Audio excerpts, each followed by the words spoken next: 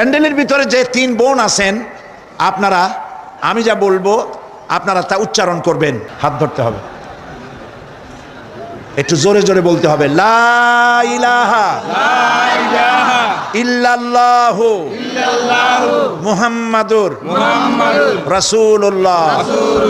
আল্লাহ ছাড়া কোনো ইলাহা নাই, মাবুদ নাই, উপাস্য নাই, মুহাম্মদ সাল্লাল্লাহু আলাইহি ওয়াসাল্লাম আল্লাহর প্রেরিত রাসূল।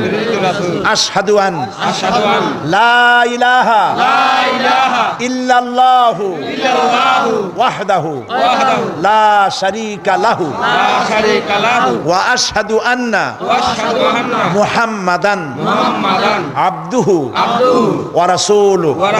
আমি সাক্ষ্য দিচ্ছি আল্লাহ ছাড়া কোনো ইলাহ নাই।